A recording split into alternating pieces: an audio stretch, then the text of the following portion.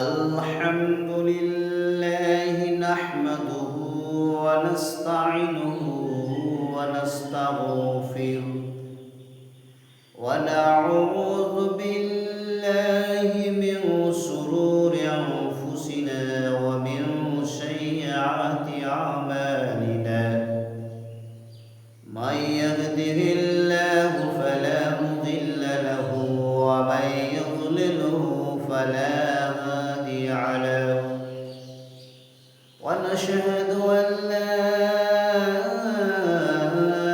إله إلا الله وحده لا شريك له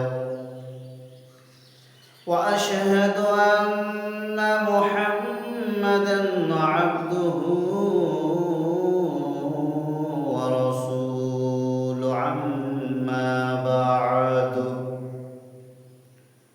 أما بعد فأعوذ بالله من الشيطان الرجيم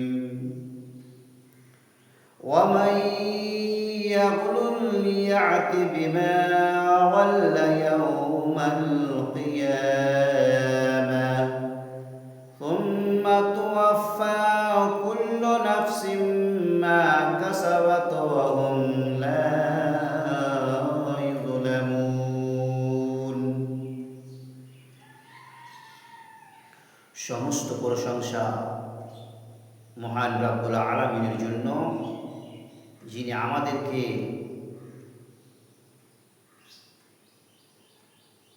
অতি উত্তম করে উৎকৃষ্ট করে সৃষ্টি করেছেন।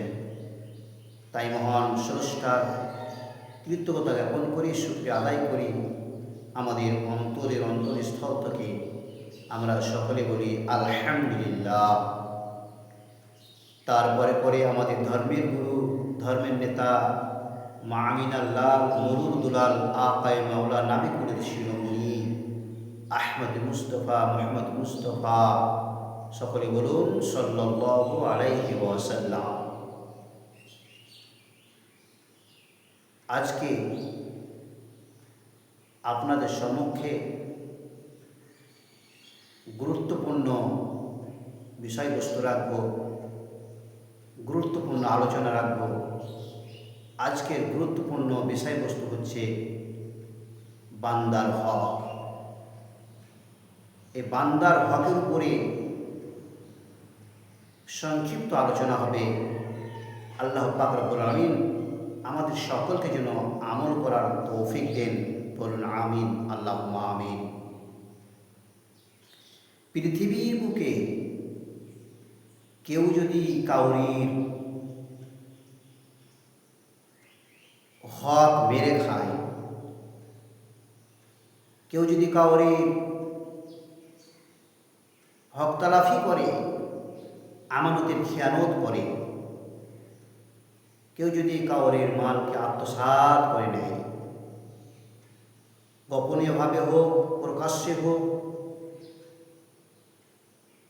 যেইভাবে হোক না কেন, কেউ যদি কাউরের মাল আত্মসাৎ করে, হক তালাফি করে, আমানতের খেয়ানত করে, কাউরের হক যদি মেরে খায়,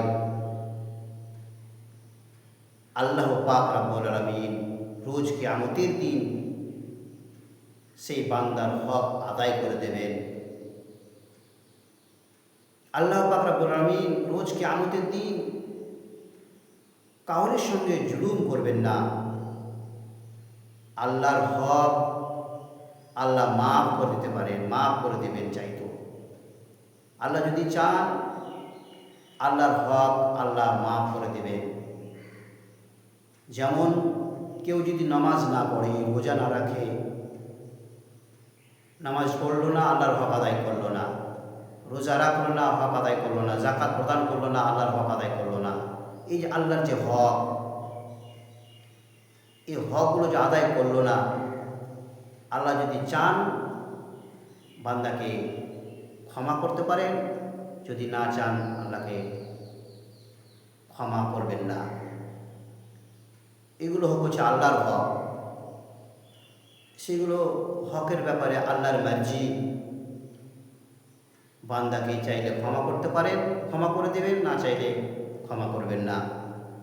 আর বান্দার হক একজন মুসলমানের প্রতি আরেকজন মুসলমানের হক, একজন মুসলমান অন্য মুসলমানের যদি হক মেরে খায়, যদি কোনো রকমের খেয়ানত করে, হক যদি মেরে খায়, সে যেভাবে হোক না কোনো রোজ কিয়ামতের দিন আল্লাহ মাফ করবেন না। বান্দার কাছে ক্ষমা চেয়ে নিতে হবে, বান্দার হক বান্দাকে আদায় করতে হবে। আল্লাহ নবী সাল্লাল্লাহু আলাইহি সাল্লাম বলেছেন,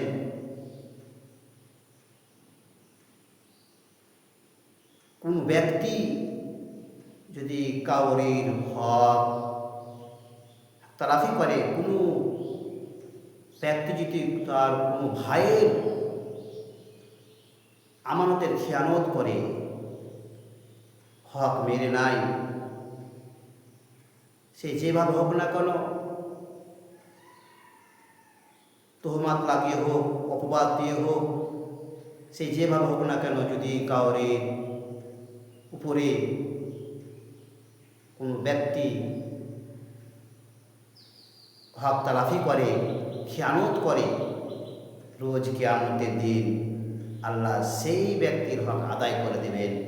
আল্লাহ নবী বললেন, সেই ব্যক্তি যেন ওই পৃথিবীতে বেঁচে থাকা অবস্থায়, বেঁচে থাকাকালীন যেন তার হক আদায় করে নাই, সেই জন্য তার কাছে মাফ নিয়ে নাই, তার সেই মুসলমান ভাইয়ের কাছে, তার ভাইয়ের কাছে যেন সে ক্ষমা নিয়ে নাই, ক্ষমা চেয়ে নাই বেঁচে থাকা অবস্থায়, মরার পূর্বে। কেননা বিশ্বনবী বললেন,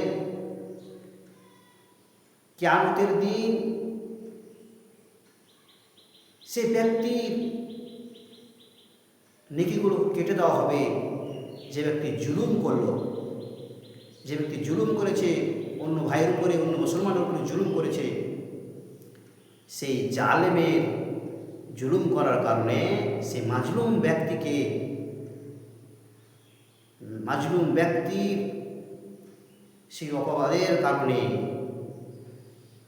সে অপবাদ দিয়েছে, লাঞ্ছিত হয়েছে, লজ্জিত হয়েছে, অপমানিত হয়েছে, তার হক আদায় করেনি, হক মেরে খেয়েছে, তার কারণে ওই জালেমের নেকিগুলোকে কেটে দেওয়া হবে, কেটে দিয়ে সেই মাজলুম ব্যক্তিকে দিয়ে দেওয়া হবে।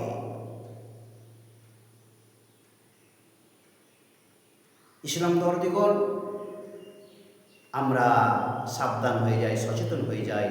আমরা বেঁচে থাকতে থাকতেই আমরা কাউরে যদি হক মেরে খাই, যদি অন্যায় করে থাকি, গালি দিয়ে থাকি, মেরে থাকি অন্যায়ভাবে, তবে আমরা তার কাছে গিয়ে ক্ষমা নিয়ে নিই, ক্ষমা চেয়ে নিই, তার কাছে গিয়ে আমরা ক্ষমা নিয়ে নেব বেঁচে থাকতে থাকতে, মরার পূর্বে। আল্লাহ পাক রব্বুল আলামিন রোজ কিয়ামতের দিন বান্দার হককে আদায় করবেন।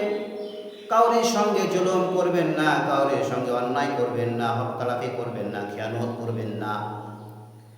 যার যেটা প্রাপ্য, যার যেটা হক, আল্লাহ পাক রব্বুল আলামিন রোজ কিয়ামতের দিন আদায় করবেন, হক আদায় করে দেবেন, তাতে কোনো রকম জুলুম করবেন না। কেউ যদি কাউরের মাল আত্মসাৎ করে থাকে গোপনীয়ভাবে, কেউ যদি কাউরের সঙ্গে জুলুম করে থাকে, কেউ যদি কাউরের মাল টাল বাহানা দিয়ে ভক্ষণ করে খেয়ে থাকে, খেয়ে লুটে খেয়ে থাকে, রোজ কিয়ামতের দিন সে মাল কাঁধে ওই আল্লাহর সম্মুখে উপস্থিত হবে, আল্লাহর সম্মুখে হাজির হবে।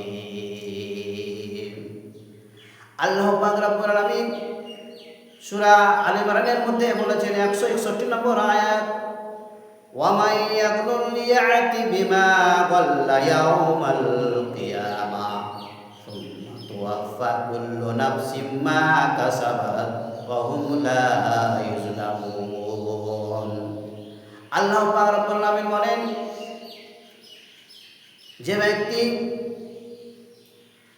আমানতের খেয়ানত করেছে, পরের মালকে আত্মসাৎ করেছে, অবৈধভাবে খেয়েছে, লুটে খেয়েছে, পরের মালের খেয়ানত করেছে, সেই খেয়ানতকৃত মালগুলো, সেই অবৈধ মালগুলো, যে মালগুলো লুটপুটি করে খেয়েছে, লুটে খেয়েছে, অবৈধভাবে খেয়েছে, আমানতের খেয়ানত করেছে, সেই খেয়ানতকৃত মালগুলো রোজ কিয়ামতের দিন আল্লাহর সম্মুখে নিয়ে আসবে, উপস্থিত করবে, সে মালগুলো বয়ে নিয়ে আসবে। শুধু তাই নয়,